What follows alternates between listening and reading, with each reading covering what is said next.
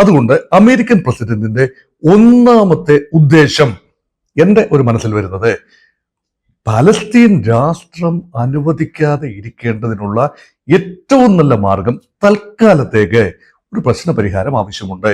അത് ഗാസയെ മാത്രമായി pin point ചെയ്ത് ഐസൊലേറ്റ് ചെയ്ത് ഗാസയിലെ പ്രശ്നം പരിഹരിക്കുക, അവിടെ വെടിനിർത്തൽ കൊണ്ടുവരിക. അത് തന്നെയായിരുന്നു ട്രംപിന്റെ ഉദ്ദേശവും. അതായത് വിശാല പലസ്തീനിയൻ വിഷയത്തിൽ നിന്നും ലോക രാഷ്ട്രങ്ങളുടെ ശ്രദ്ധ തൽക്കാലത്തേക്ക് മാറ്റി നിർത്തിയിട്ട് ഇതൊരു കാസ്കേഡിംഗ് ഇഫക്റ്റിലേക്ക് പോയി ആത്യന്തികമായി പലസ്തീനിയൻ കോസ് ഐക്യരാഷ്ട്ര സംഘടന ടേക്കപ്പ് ചെയ്യുന്നതിനെ തടയിടാൻ വേണ്ടി ഇമ്മീഡിയറ്റായി ഗാസ സ്വതന്ത്രമാകണം, ഗാസ ഫ്രീ ആക്കണം. ഫ്രീ എന്ന് പറഞ്ഞാൽ സ്വതന്ത്ര പരമാധികാര ഗാസ എന്നല്ല, മറിച്ച് അവിടെ ശാന്തത ഉണ്ടാവണം. അതാണ് ഇതിന്റെ ഒരു ക്രക്സ് എന്ന് പറയുന്നത്. അതിന്റെ ഒരു രീതിശാസ്ത്രം അതായിരുന്നു.